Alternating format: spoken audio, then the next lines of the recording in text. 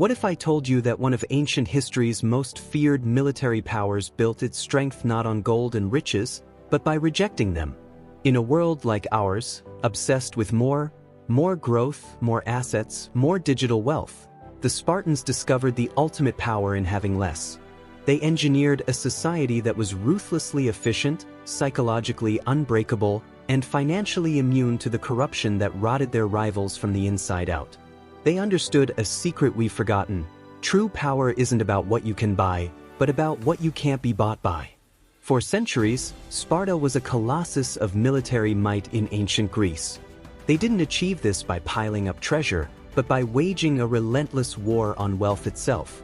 They saw luxury, envy, and even the convenience of money not as rewards, but as diseases, vulnerabilities that could destroy a society.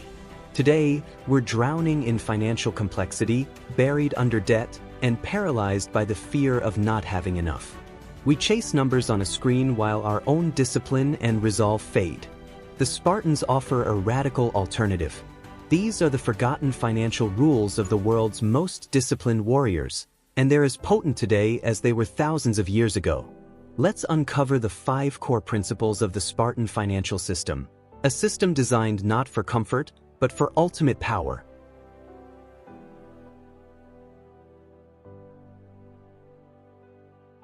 Our modern financial world often feels like a frantic dance of abstract value. We trade stocks, we speculate on crypto, we move numbers from one digital ledger to another. We're obsessed with assets we can sell in a heartbeat. But this system is fragile. It's a ghost, a shared illusion that can evaporate in a crisis, leaving fortunes lost. The Spartans saw this fragility over 2,500 years ago and built their economy on a totally different principle. This brings us to their first money rule: anchor your wealth in real, productive assets. For a Spartan, true wealth wasn't a number that could crash overnight. It was land. At the heart of the Spartan system was the kleros, a plot of land granted by the state to each citizen.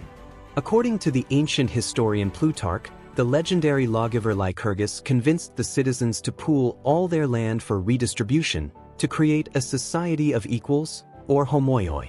Now, this ideal of perfect equality was complicated and eroded over time as land eventually became concentrated in fewer hands, but the founding principle was revolutionary. This land wasn't a speculative asset to be flipped for profit. For a long time, it couldn't even be sold. Its purpose was singular: to produce. Attached to each kleros were the helots, a class of state-owned serfs who did all the farm work. This brutal and exploitative system was the engine of the Spartan state. It ensured a steady, reliable stream of agricultural goods, barley, wine, cheese, that sustained the Spartan and his family. This freed the citizen from the need to work or trade, allowing him to dedicate his entire life to one thing: the art of war. Think of the psychological stability this created. A Spartan's net worth wasn't subject to market crashes or inflation. His family would be fed. His obligations would be met. This wasn't about getting rich, it was about creating a foundation of self-sufficiency that couldn't be shaken by economic shocks. We've become disconnected from the source of real value. We own shares in companies whose products we've never touched. The Spartan solution is a powerful reminder: true, lasting wealth is tied to production. It's the farm that yields a crop, the factory that builds a product, the skill that provides a service. By anchoring your financial life in assets that generate tangible value, you build a fortress against the anxiety of a purely speculative world. The Spartans knew that control over the means of production was the ultimate source of economic power.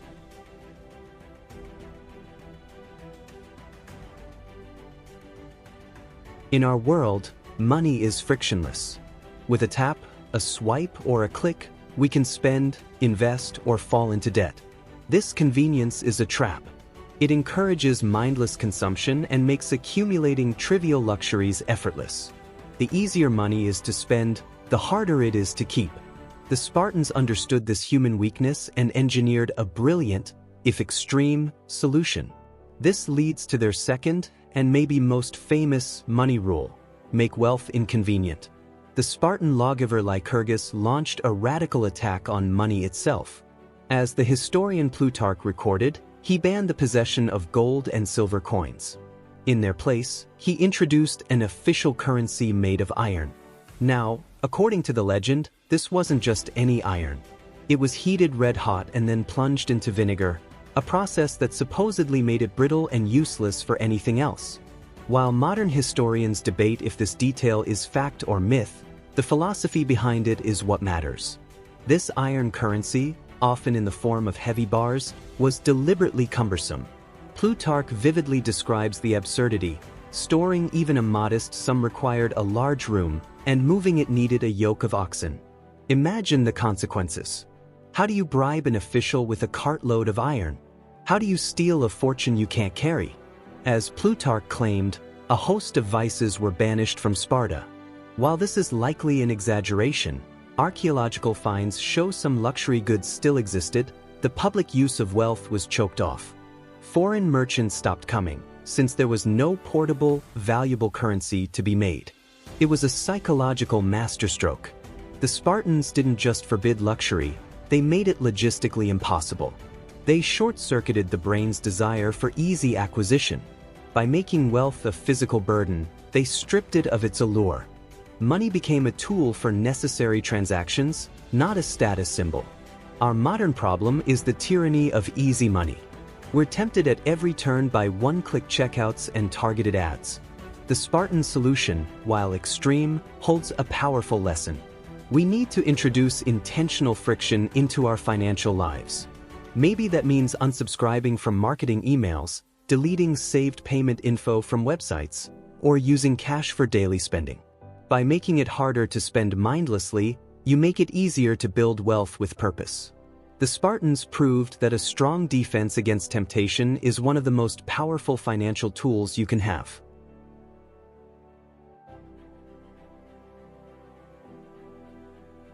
Our society runs on an engine of comparison.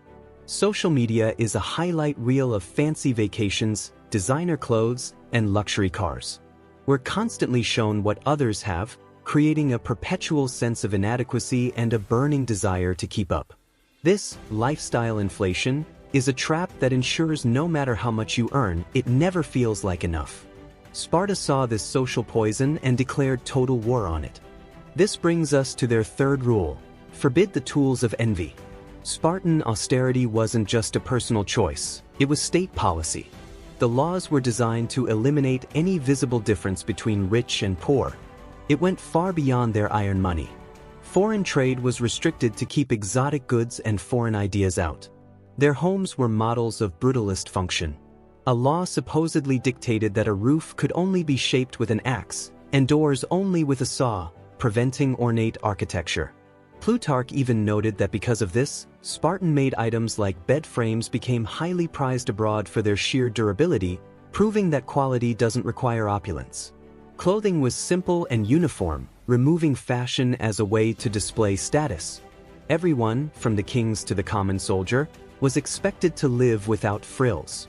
The goal was to engineer a society where men competed in virtue and battlefield prowess, not in the size of their estates. Plutarch explained that in Sparta, the rich had no advantage over the poor because their wealth had no public outlet. It was forced to sit idle at home, unseen. In Sparta, wealth was blind. It simply couldn't see a way to express itself. By removing the symbols of financial disparity, Sparta also removed the social friction they cause. Envy and arrogance were systematically rooted out.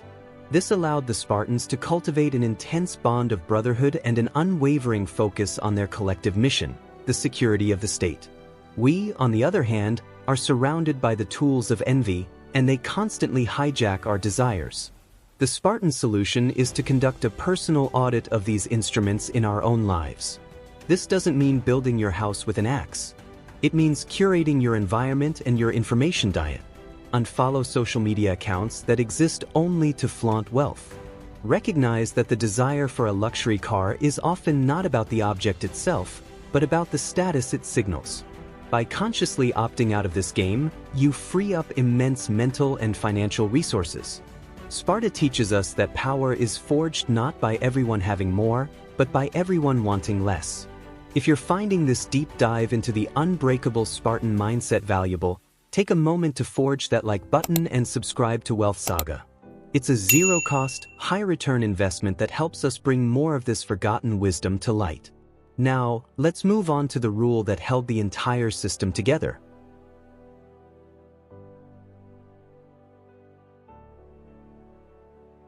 All the financial rules we've discussed would have been meaningless without the final, crucial element, the Spartan mindset. In our world, we seek comfort. We optimize for convenience. We see hardship as something to be avoided at all costs.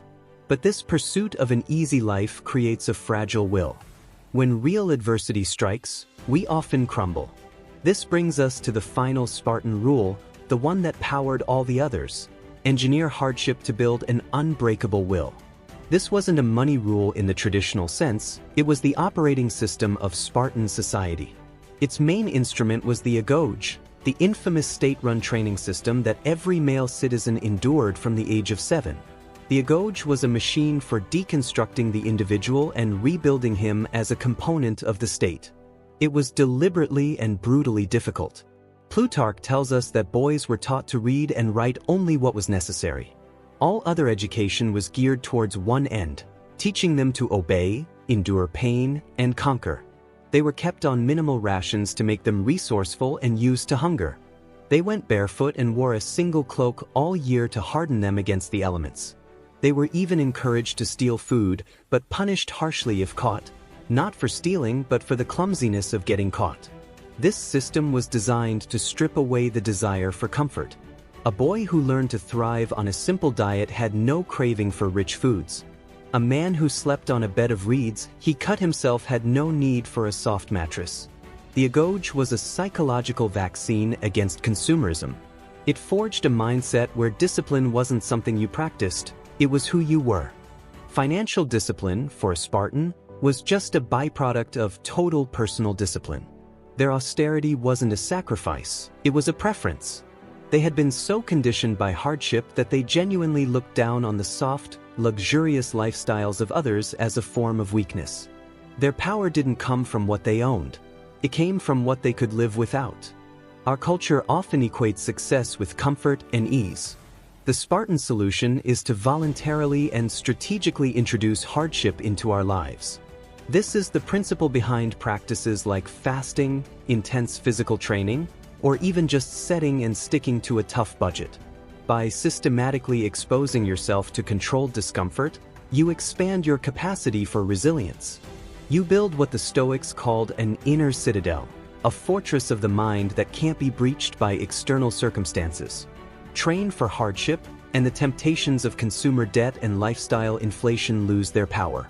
Master your desires, and you become immune to the marketing that promises happiness in the next purchase. The ultimate lesson of Spartan power is this: your strength is not measured by the weight of your portfolio, but by the steel of your will. So, what are we to make of these ancient, brutal rules? The 5 pillars of Spartan power were: anchor your wealth in production, make wealth a burden, eradicate the instruments of envy, socialize your burdens, and finally, engineer hardship to forge an unbreakable will. Sparta's system was far from perfect. It was built on the backs of a slave class and was relentlessly oppressive. Its rigid structure, which prevented adaptation, also contributed to its eventual decline after suffering a catastrophic military defeat at the Battle of Leuctra. But its core philosophy contains a timeless challenge to our modern way of life. The Spartans achieved dominance by radically redefining wealth. For them, wealth wasn't about accumulation, but elimination. The elimination of distraction, weakness, envy, and desire. It was freedom from want, achieved not by having more, but by needing less. Their goal wasn't a bigger bank account, it was a stronger state and an unconquerable spirit. We don't need to live in barracks or use iron bars for money, but we can apply the spirit of these rules. We can focus more on creating real value. We can build intentional friction into our spending. We can reject the culture of comparison that fuels so much anxiety. We can strengthen our communities. And most importantly, we can choose to build our own resilience by voluntarily facing challenges. The ultimate lesson from ancient Sparta isn't to live like them, but to learn from them. The greatest power, the most enduring wealth, is mastery over oneself. Which of these Spartan rules resonated most with you, and how might you apply its spirit in your own life? Let me know in the comments below if you want to continue exploring the strategies of history's greatest powers. Make sure to watch our next video on the economic engine of the Roman Empire. Don't forget to subscribe to Wealth Saga and hit that notification bell so you never miss a lesson in power. Thank you for watching.